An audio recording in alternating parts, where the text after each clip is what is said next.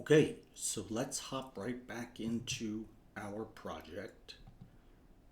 And we should be at this point right now. Okay, now there's a few things that I'm thinking about with this map. I really like the way our soils map worked out because it showed the underlying terrain and also the hydrology.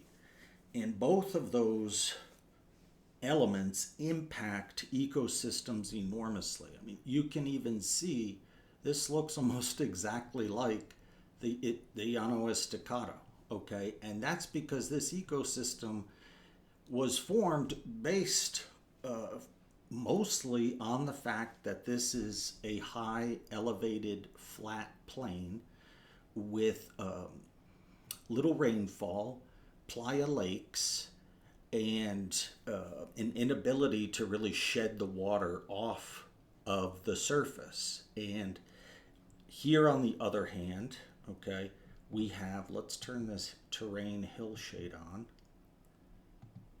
Okay. On the other hand, over here, you're going to have a lot more rolling hills, and you can see here just based on this DEM, how much more nuanced the terrain is, and that influences the ecosystems. Okay, and so I want to accentuate the underlying terrain, and I also want to add the hydrology. So if you don't have terrain hillshade, you can come over to catalog and you can go to portal. Now this, if you favorited this in the other lab, you might be able to find it right here and just drag it down to the bottom of your stack. Okay, if not, you can come over to the portal and simply type in terrain hillshade and it will definitely pop up.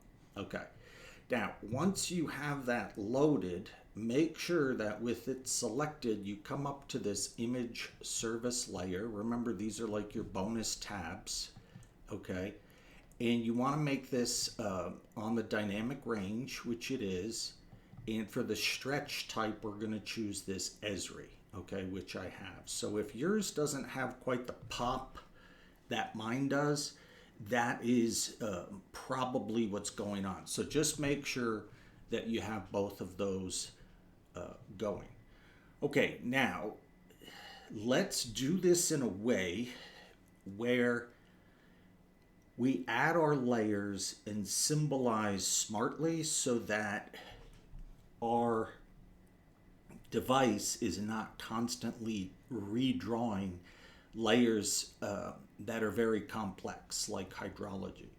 Okay, so what I am going to turn on first is the boundaries. I'm going to leave ecosystems off, and I'm going to turn on the boundaries. Okay, and I'm going to do something interesting with you guys here. We're going to open up towns and cities. Okay, and what we're going to do is click on that, come up here to labeling. Okay, and let's turn on our labels and see what we have.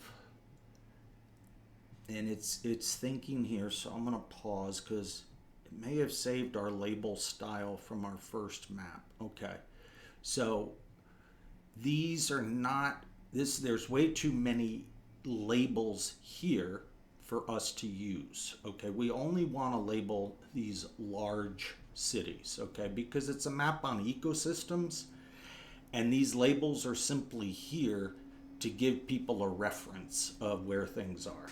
Okay, so what we're going to do is right click on towns and cities, and we're going to go to labeling properties. Okay, this gives us a lot more options than just the labeling ribbon. Okay, and what we're going to do is come to the SQL. All right, and we're going to make a new expression, and we are going to say let's look for this population. See where that was. There, boy, there's a lot in here. Base name.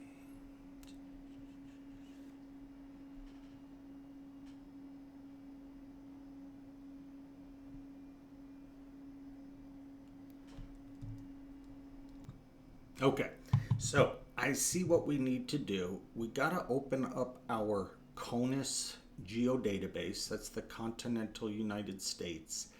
And I also wanted to put in these ecosystems, and watch how cool this is. You could just hold down your left mouse button and drag that down, and it's just gonna copy it right in there. Okay, so you'll have some really good GIS data for your future projects. Okay, now what we want to do here in CONUS is add the incorporated places, okay? I'm not sure how the towns and cities one got a little mixed up, but this one has the population. So we're gonna add this fella, and we are gonna right click on towns and cities and remove it. Okay, and now let's right click on incorporated places. Okay, and we are going to choose labeling properties like we did before, and we're going to come to the SQL language, okay, some kind of coding language, and choose new expression. Now we can easily find population. Okay, so let's click on that, and we are going to just say is greater than, let's just do 50,000, and you can see this has a lot of small towns. But it doesn't have to be spot on 50, as long as you're somewhere, you know, right in here. You could even type 50 in there, but I'm gonna do that, okay, and then I'm gonna hit apply. Now, the other thing we need to do is come up to labeling here on our tabs, and we of course want to change it from state name to place name, or everything is going to be named Texas, and we want to turn on labels. And then just to keep it simple, we're going to click on this text style button, and let's just choose populated places. That'll work. Okay, now these colors are really going to get in the way, and I've tried a number of different scenarios, and I just don't like them. But what we can do is simply click on this symbol, okay, and symbolize it as empty. Okay, and the way you can do that, I think we may have created an empty symbol at the beginning of this semester. If so, you can just click on that. Otherwise, you can go to properties, and under the fill color, none, and under the outline color, you could also choose none. Okay, and that way the layer is still on, and we're gonna get our labels, but we don't have, you know, all that messy color underneath. Okay, great. So that's a nice way to get people oriented. We also have our counties in here. So let's see what we can do with these guys. All right, so let's click on US counties and come up here once again. And I want to make these actually, even though counties are bigger than states, I don't want them to get overwhelming. So let's just start with this POI white. Okay, and turn on your labeling. All right, and then that's going to take a long time to generate. So you know what? There's a lot of counties in there. Let's turn that off, and we'll make that decision at the end, but it's loaded and ready to go if we want it. Okay, we don't need the national border. We do want the Llano boundary on, and we do want to label the state borders. Okay, so let's select that field, and this is still working. So let's see what labels come up. Okay, so those are looking good. I'm also going to turn off my terrain just to eliminate all of that drawing. Okay, and so far we're looking good on this. So we're done with our boundaries. Now let's not turn on secondary roads. Okay, but we are going to turn on primary roads. Okay, so we're going to click the group. Okay, and I want to make these a little bit smaller, so I'm going to click on that symbol and just take it down to 2 points. Okay, so far so good. All right, now let's go to our catalog and let's go in here to Conus. And I don't want to go overboard, but let's add our water bodies, and they are going to go underneath boundaries. Okay, good. That's not too much. Let's see, what else do we have here?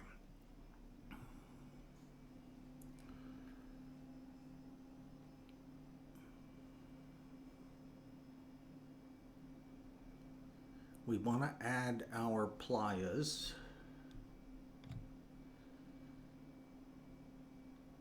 Okay, that looks nice. And then let's see what our streams are going to look like. There's not a whole lot of water here. Oh yeah, well, I said that now. Okay, so actually this isn't too bad. That's going to draw quickly. If you notice, my arrows are already done. Okay. And what we can do, guys, here is shift select all of these, right click, and choose group. There should be a group in here. There it is, all the way at the top. And we're just going to call this hydrology. Okay, so now let's symbolize these with the same color. We don't want any stroke. That makes a whole lot of extra drawing. And let's stick with this larkspur blue. Okay, same thing with stream. Let's make that a larkspur. And the same thing with our water bodies.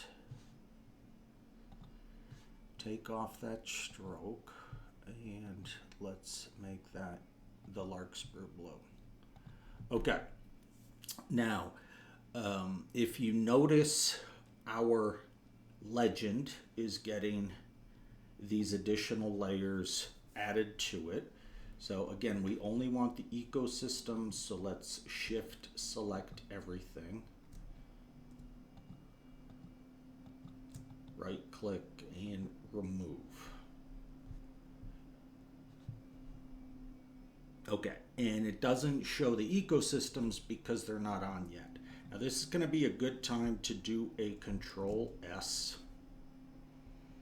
Okay, and we'll have one more short mini section to finish up this map. See you then.